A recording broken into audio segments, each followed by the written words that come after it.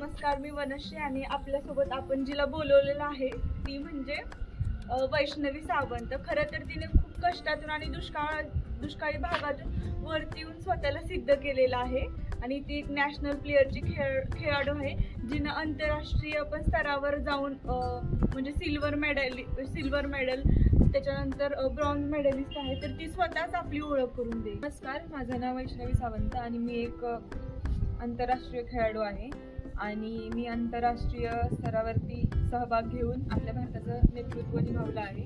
तसेच मला राष्ट्रीय स्तरावरती 7 ते 8 मेडल्स आहेत.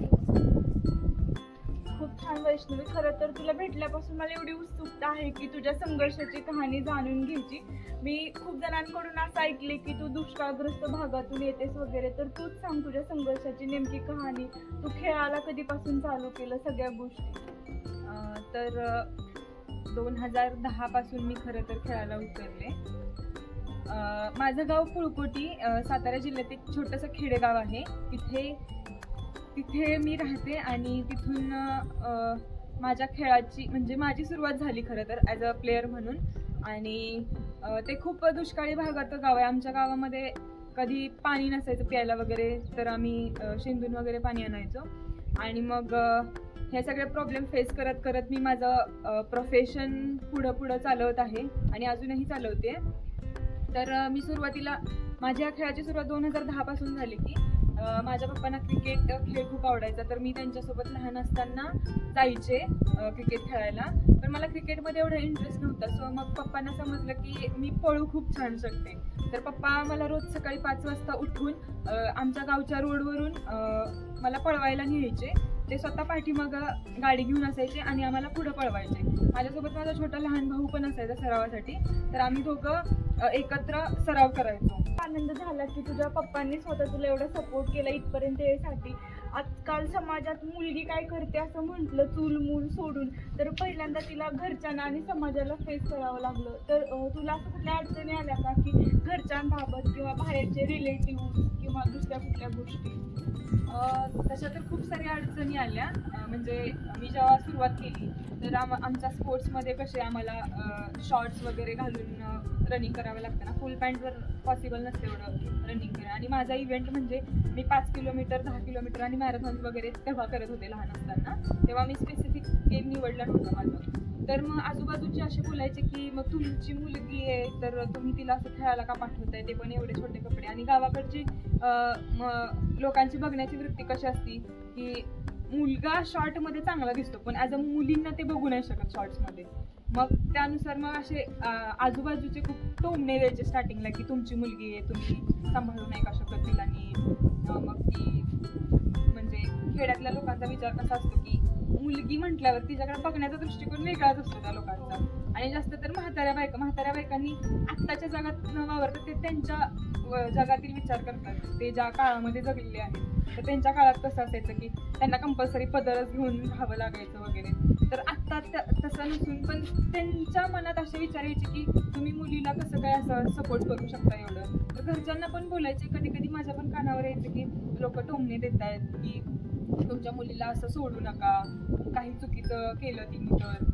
मग एवढ्या सगळ्या अडचणी आल्या तरी पण मी माझी जिद्द सोडली नाही. मी माझा जो गेम आहे तो कंटिन्यू करत राहील.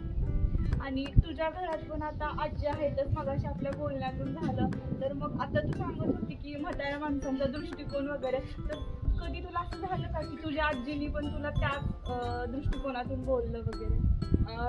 माझ्या आजीला म्हणजे पप्पा वगैरे मला सपोर्ट करत होते, त्यामुळे माझ्या घरात कोणालाच प्रॉब्लेम नव्हता की मी स्पोर्ट्समध्ये आहे किंवा मी असं त्यांच्याप्रमाणेच वागलं पाहिजे. माझ्या घरच्यांनी सगळ्यांनी, माझी आजी असू दे, पप्पा असू दे, मम्मी असू दे, भाऊ असू देत किंवा चुलते वगैरे असू देत, त्या सगळ्यांनी मला खूप छान सपोर्ट केला आहे आणि अजूनही करतायत. आणि जे आत्ता मी करते त्यासाठी सुद्धा ते खूप सारा सपोर्ट करतायत. म्हणजे शिक्षणासाठी असते किंवा मला इथून पुढे जे करायचं आहे त्यासाठी सुद्धा ते अजूनही सपोर्ट करतायत मला. खरंच मला एवढा आनंद झाला की तुझ्या फॅमिलीने तुला सपोर्ट केला. आणि मी सगळ्यांना हीच विनंती करेल की आपली मुलं घडवण्यासाठी तुम्ही त्यांच्या आवडीनिवडी विचारा आणि त्या दृष्टीने तुम्ही आपल्या मुलांना सपोर्ट केला पाहिजे. म्हणजे स्तरावर पोहोचण्यासाठी किती मेहनत घेतली आणि तू आत्ता पण कुठला सराव करते, तुला किती प्रॅक्टिस करावी लागते? तर पहिल्यांदा 2010 पासून मी म्हटलं मगाशी तसं असं स्पेसिफिक ग्राउंड होतं की मी तिथं चालू करावं, पण डिसेंबर 2010 मध्ये मानदेशी फाउंडेशन नावाची महिला बँक आहे म्हसवडमध्ये, तर त्यांच्या CEO आहेत चेतना सिन्हा मॅडम. तर त्यांनी खेडेगावातली स्थिती समजून तिथं आमच्यासाठी एक सुंदर 400 मीटरचा ट्रॅक बनवला मातीचा, आणि मग खेडेगावातल्या आजूबाजू मुलांसाठी त्यांनी बस चालू केल्या फ्री ऑफ कॉस्ट. ते कोणाकडून फी वगैरे घेत नव्हते. तर आम्हाला खूप एक्साइटमेंट होती की त्या ग्राउंडवरती, कारण खेडेगावातल्या मुलांना असं कधी बघायला भेटलं नाही. आम्हाला खूप एक्साइटमेंट होती की त्या ग्राउंडवर नक्की काय काय केलं जातं किंवा कोणते खेळ घेतले जातात. तर आम्ही बघण्यासाठी फक्त म्हणून जॉईन केलेलं, पण मला माहिती होतं की माझ्या त्या तिथं जाण्याच्या मागे आणि माझ्या संघर्षाच्या मागे त्यांचा पण खूप मोठा वाटा निर्माण होऊ शकतो. त्यांनी मी जेव्हा तिथं गेले तेव्हा खूप सारे खेळ वगैरे खेळायला भेटले. त्यानंतर मी माझा स्पेसिफिक इव्हेंट चूज केला ॲथलेटिक्स, आणि मग त्यानुसार आम्हाला ते उन्हाळ्याच्या सुट्टीत वगैरे जो कॅम्प ठेवायचे त्यामध्ये वेगवेगळे कोचेस येऊन आम्हाला ट्रेनिंग द्यायचे. मग त्यानुसार आम्हाला खूप छान वाटायचं की त्यांनी आम्हाला एवढा सगळं सपोर्ट केला. त्यानंतर माझं कंटिन्यू 7 वर्ष मी स्ट्रगल केलं आहे या गोष्टीसाठी ॲथलेटिक्समध्ये. मग मी सुरुवातीला जेव्हा शाळेत शिकत होते तेव्हा मी लांब उडी हा गेम करायचे. त्यातूनच माझी निवड नॅशनलसाठी झाली, आणि मी खूप छान माझ्या गावाला नंतर आपल्या महाराष्ट्राला रिप्रेझेंट केलं तिथं, आणि मी माझा बेस्ट परफॉर्मन्स दिला. आणि त्यानंतर मग वर्ल्ड स्कूल चॅम्पियनशिप फ्रान्स येथे झालेल्या, तिथे माझी निवड झाली, आणि तिथून मी रयत शिक्षण संस्थेमार्फत खेळले होते तिकडे. तर तिथं पण खूप छान एक्सपिरियन्स आला. ॲक्च्युली ती माझी पहिलीच इंटरनॅशनल ट्रिप नाही म्हणतात, पण माझं इंटरनॅशनल पहिलाच गेम होता. पण मला सुरुवातीला खूप भीती वाटली की कसं कम्पीट करायचं बाहेरच्या देशातल्या मुलांसोबत, कारण त्यांच्याकडे बघितलं की भीती वाटायची. मी इंडियापुरतं मर्यादित खेळले होते आधी, पण इंटरनॅशनल पहिल्यांदाच पार्टिसिपेट केल्यामुळे माझ्या मनात भीती होती की मी कसं करू, होईल का माझ्याकडून. पण आमच्यासोबत जे कोच आलेले त्यांनी मला धीर दिला, आणि मी माझं उत्कृष्ट सादरीकरण केलं लांब उडीचं, आणि खूप छान परफॉर्मन्स देऊन आम्ही फ्रान्सवरून रिटर्न आलो. आणि मला ह्यातच आनंद आहे की मी फर्स्ट टाइम तेव्हा पार्टिसिपेट केलं आणि इंडियाला रिप्रेझेंट केलं, याचा मला खूप अभिमान आहे. माझ्या खेळामुळे गावातल्या लोकांचा दृष्टिकोन बदललेला आहे, आणि गाव पण खूप सपोर्ट करत आहे. आणि त्याचबरोबर माझ्यासारख्याच अजून आमच्या गावातून मुली मानदेशी फाउंडेशनमुळे अजूनही घडत आहेत. वैष्णवी, मी खरं तर ऐकलेलं आहे खूप जणांकडून की तू फ्रान्सच्या कॉम्पिटिशन नंतर जेव्हा अमेरिकेला गेली होती इंटरनॅशनल प्रॅक्टिससाठी, तर तिथे तुझे काय म्हणजे तिथे तुझे काय फनी मुवमेंट्स किंवा तुझे काही एक्सपिरियन्स आहेत का की तू सगळ्यांसोबत शेअर करू शकशील? नक्कीच फनी मुवमेंट्स तर खूप होत्या. जेव्हा मानदेशी फाउंडेशन थ्रू आम्ही अमेरिकेला जेव्हा जायचं ठरवलं, तर सुरुवातीला विजा लागतो हे आम्हाला माहीत नव्हतं. आम्हाला काय वाटलं ॲज म्हणजे तिकीट काढून फक्त आपण जसं इंडियामध्ये फिरतो तसं, पण विजा ही माहीत नव्हतं काढायचा असतो. मग आम्ही जेव्हा अप्लाय केलं विजासाठी, आणि अमेरिकन विजा मिळणं हे खूप अवघड आहे हे आम्हाला तेव्हा माहीत नव्हतं. तर ती एक फनी मुवमेंट होती की आम्ही जेव्हा विजा काढण्यासाठी विजा ऑफिसला गेलेलो, तर आम्हाला ज्या क्वेश्चन विचारणार असतात विजा देणाऱ्या, तर त्यांनी विचारलं की तुम्ही ट्रान्सलेटर घेणार का. मग मला खूप कॉन्फिडन्स होता की मला हिंदी येते, इंग्लिश तेव्हा एवढी जमत नव्हती आणि समजायची थोडी पण बोलता येत नव्हतं. तर आम्ही हिंदी ट्रान्सलेटर घ्यायचं ठरवलं. मग त्यांनी एक हिंदी ट्रान्सलेटर बोलवलं आमच्यासाठी. तर त्या मॅडम होत्या, त्या आम्हाला इंग्लिशमधून प्रश्न विचारायची. ट्रान्सलेट करणारी मॅडम होती, ती आम्हाला क्वेश्चन विचारायची की तुम्ही कोणत्या संस्थेमार्फत चाललेला आहे. तेव्हा त्या हिंदीमधून विचारल्यामुळे मला क्लिक नाही झालं पटकन, तर मी अशी आजूबाजूला बघत होते की नक्की आन्सर काय करायचं. तर ती एक फनी मुवमेंट होती की ते एवढ्या प्रॉपर हिंदीमध्ये विचारत होत्या की आम्ही सुद्धा कन्फ्यूज झालं की उत्तरं कशी द्यायची याला. तर मग आम्ही खूप हसलो तर इन्सिडेंट ऐकून, आणि आम्ही ठरवलेलं की आम्हाला जर विजा मिळाला नाही तर आम्ही मुंबईमध्येच मूव्ही बघण्यासाठी जाणार आहोत. पण लकीली आम्हाला विजा मिळाला अमेरिकेचा, आणि आम्ही तिकडे गेलो. त्यानंतर तिथे जाऊन माझी एक फ्रेंड आहे ब्रियाल पेरी म्हणून, तर आम्ही तिच्याकडे गेलो होतो, तिच्या घरी वगैरे राहिलो आम्ही. आणि फनी मुवमेंट अशी की माझ्यासोबत 2 मैत्रिणी होत्या माझ्या, आणि मानदेशी फाउंडेशनचे जे फाउंडर आहेत प्रभात सिन्हा, ते सुद्धा आमच्यासोबत होते. तर आम्ही तिथे गेलो, आम्ही प्रियालच्या स्कूलमध्ये वगैरे फिरून आलो, त्यांच्या कोचेसना भेटलो, त्यांच्या कोचसोबत प्रॅक्टिस केली. त्यांचे कोच खूप असे चिल होते, एकदम फ्रीली आम्हाला खूप सारं समजून सांगायचे. नंतर आम्ही त्यांच्या स्कूल थ्रू एक कॉम्पिटिशन पण केली, त्यांची जे वीकली कॉम्पिटिशन असतात त्यात पार्टिसिपेट केलं आणि त्यात माझा पहिला नंबर आला. तर त्यांच्या कोचला एवढा आनंद झाला ना, अक्षरशः ते म्हणजे त्यांना वाटलं की इंडियन मुली आपल्या कॉलेजच्या मुलींना येऊन हरवतात आणि त्यांना खूप प्राऊड वाटलं की आम्ही एवढं चांगलं प्रॅक्टिस करतो इंडियामध्ये, कोणत्या फॅसिलिटीज वगैरे नसताना. कारण अमेरिकेच्या दृष्टीने इंडियात खेळासाठी खूपच कमी फॅसिलिटी आहेत आणि आपले इंडियन खेळाडू सुद्धा खूप चांगलं सराव करतात त्या कमी फॅसिलिटीजमध्ये सुद्धा. तर त्या कोचना एवढा आमचा अभिमान वाटला की एवढ्या कमी फॅसिलिटीजमध्ये सुद्धा ह्या खेडेगावातल्या मुली येऊन इथं नंबर काढतायत, आमच्या मुलींना हरवतायत. आणि ते जाताना आम्हाला म्हटले सुद्धा की तुम्ही खरंच खूप चांगलं करू शकता, तुम्ही छान करिअर करू शकता. आणि ते आम्हाला प्रत्येक गोष्टीमध्ये, आम्ही जोपर्यंत अमेरिकेत होतो तोपर्यंत त्यांनी खूप सारा सपोर्ट केला, आम्हाला नवीन टेक्निक शिकवल्या. असं नाही की आम्ही इंडियातून गेलोय आणि असतं ना आपल्याकडं ते इंडियामध्ये आपण तुलना करतो एकमेकांची की आम्ही आमच्याच प्लेअरला तेवढं चांगलं ट्रीट करणार, बाकीच्यांना करत नाही. पण आम्हाला अमेरिकेत अजिबात असं जाणवलं नाही आणि खूप छान प्रकारे आम्हाला त्यांनी त्यांच्या नवीन टेक्निक्स वगैरे शिकवले की इंडियात तेव्हा नव्हत्या बिल्ड झाल्या. तर आम्ही खूप साऱ्या नवीन गोष्टी शिकून आलो आणि इंडियात येऊन आम्ही त्याचा वापरही केला आणि हळूहळू त्या इंडियामध्ये यायला लागल्या. तेव्हा आम्हाला असं वाटायचं की किती बरं झालं की आम्ही अमेरिकेत जाऊन प्रशिक्षण घेतलं ह्या स्पेशल माझ्या स्पोर्ट्ससाठी आणि त्याचा फायदा सुद्धा झाला मला नंतर आणि नवीन गोष्टी शिकायला मिळाल्या, ह्याचा आनंद पण झाला. आणि खरंच मी अमेरिकेला गेले ह्याचं माझ्या जीवनामध्ये माझ्या खेळासाठी काहीतरी सार्थ झालं असं वाटतं की ते वाया नाही गेलं.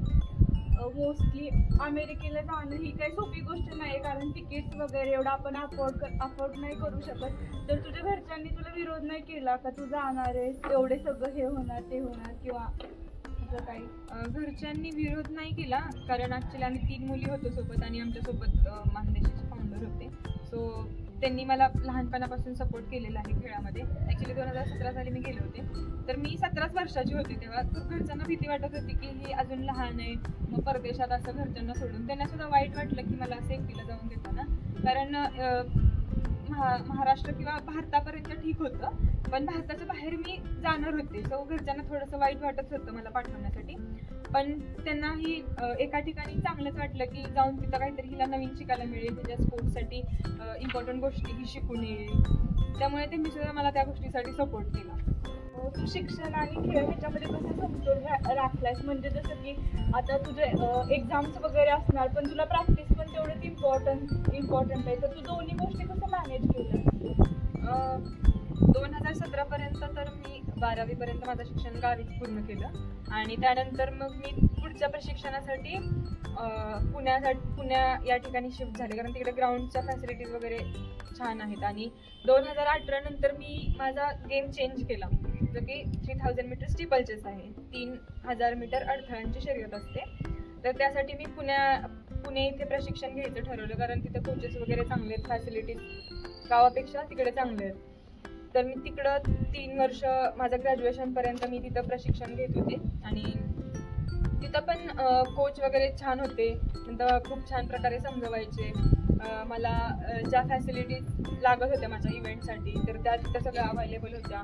कोचसुद्धा खूप छान सपोर्ट करायचे. त्यानंतर 2018मध्ये मी स्टिपल चेसमध्ये नॅशनल खेळली, तेव्हा मला सिल्वर मेडल मिळालं आणि तेव्हा घरचे पण खूप खुश झालेले, माझे कोच पण खूप खुश झालेले. त्यांनी माझ्या खूप सारा जो माझ्यासाठी वेळ दिला होता प्रॅक्टिसमध्ये तो सार्थकी लागला असं, कारण त्यांना खूप आनंद वाटला की नवीनच आलेली मी त्यांच्याकडे मुलगी होती आणि आल्या लगेच 7-8 महिन्यांमध्ये आमची नॅशनल झाली आणि मला मेडल लागलं. त्यांना सुद्धा खूप छान वाटलं की मी त्यांच्या इच्छेनुसार मी केलं.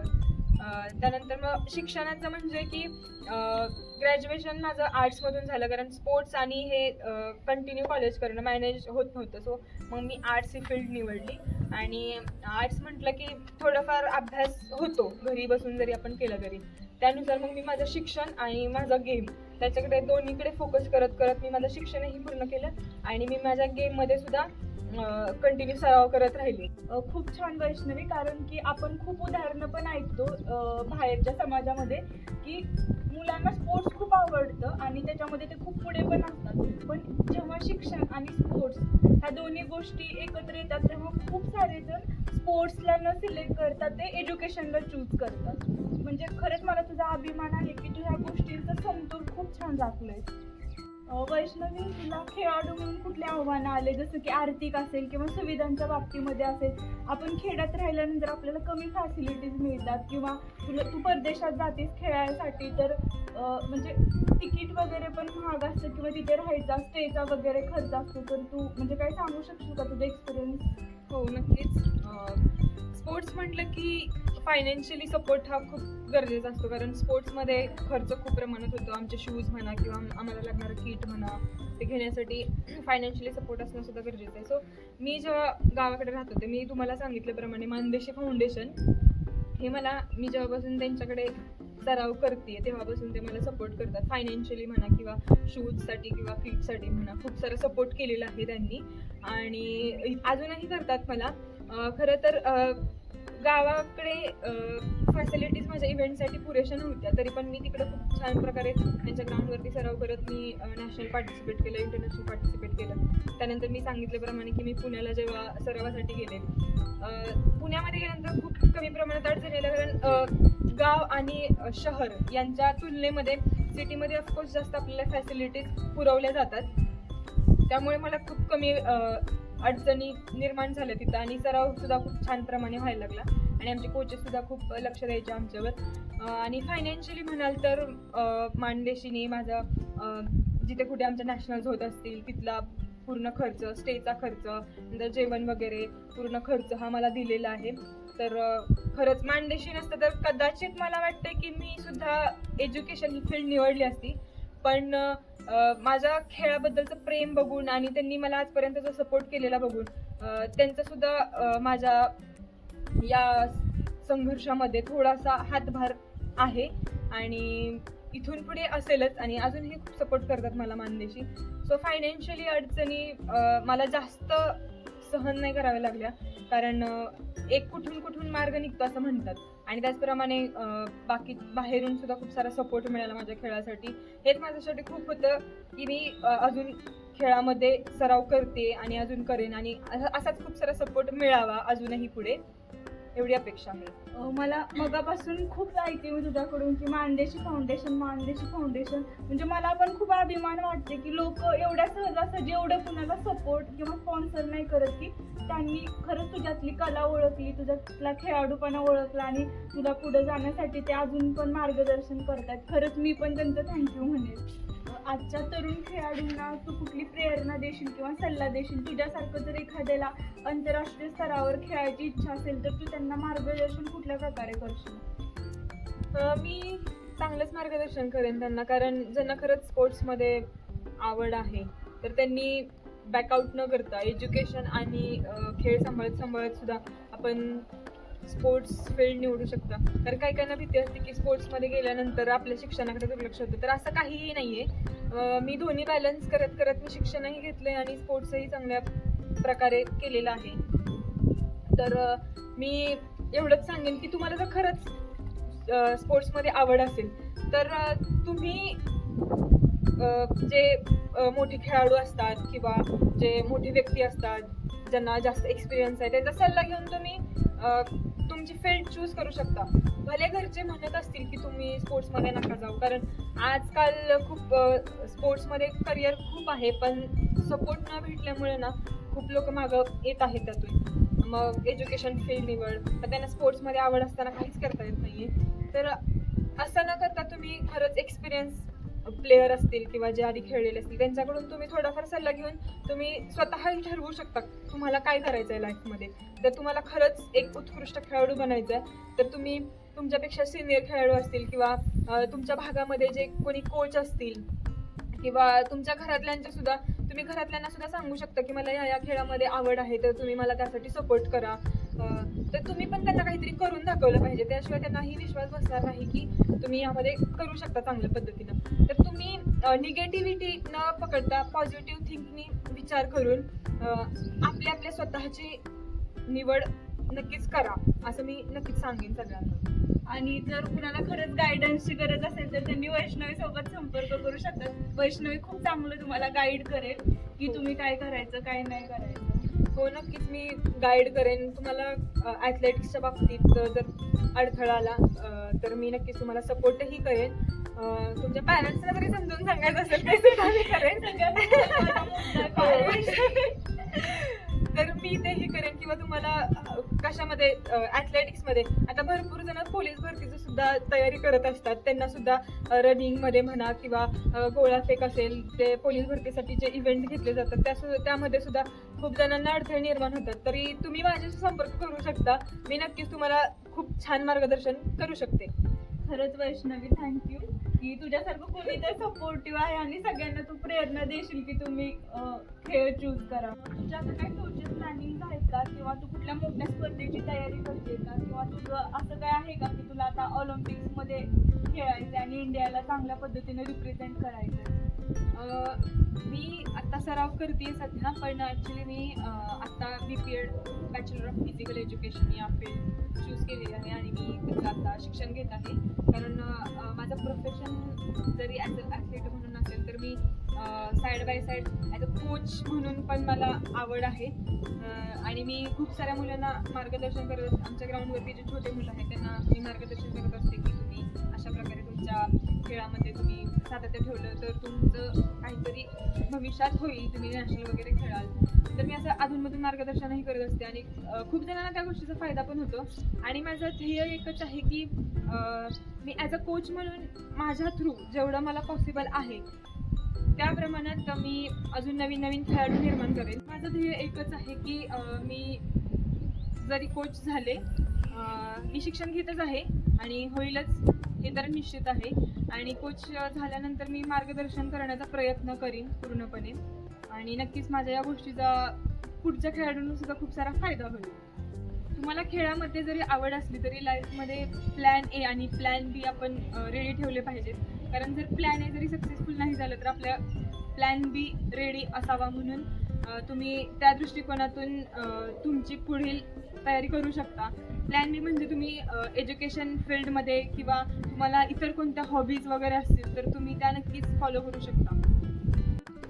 तुम्ही हा घाटातला रस्ता बघू शकता जिथे वैष्णवीने सातारा हिल मॅरेथॉन जिंकली होती आणि ती साताऱ्यामधून सेकंड तर आपल्या होल इंडियामधून तिने थर्ड प्राइज मिळवलं होतं. तुम्ही बघू शकता. आणि ही मॅरेथॉन आहे ना जी 21 किलोमीटर्सची होती.